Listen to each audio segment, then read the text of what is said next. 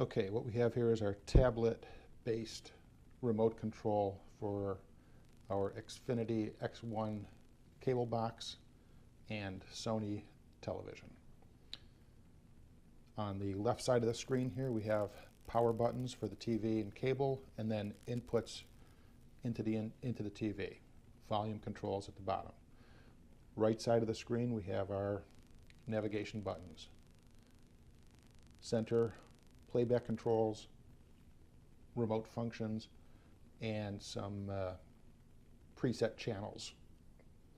So let's get started. We'll power up the TV. We'll power up the cable box. And we'll mute the TV since we don't need to hear what's going on there. So starting with the Xfinity button, brings up all our Xfinity options: guide, on demand, search, etc. So if we just hit enter, that'll take us into the guide, where we can page down, scroll to the right,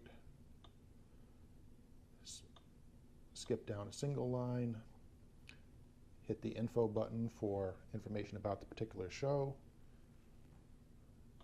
go back to the last will take us back to the Xfinity menu. We can also exit out of that, and we can go directly into the guide from the guide button and back. The right button from the program will take us into a channels list, which we can use page down, page up, or for a particular channel, in this case USA, go right again. It'll show us all the shows coming up on that particular channel. Last will walk us back through it. From the guide, we also have our presets across the top, so it'll let us jump to a particular place in the guide. So Destination America, and enter. It will jump right to there. Exit out of it. So what we've got here now, we've got a few minutes of MSNBC on. We can jump back 10 seconds to hear what they just said, get a quick repeat of what they just said, or we could rewind.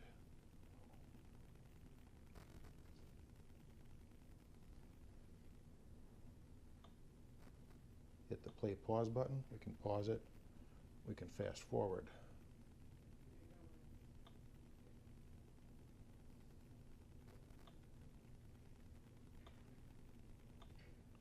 Play and pause. Page up and page down, we'll jump it by 5 minutes. So in this case, we jumped forward. We didn't have 5 minutes recorded, so it jumped right to live. Likewise, we can jump back. There we go, back to 12:59.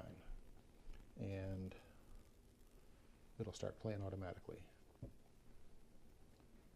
So we've got everything but the functions of the voice command from the X1 remote.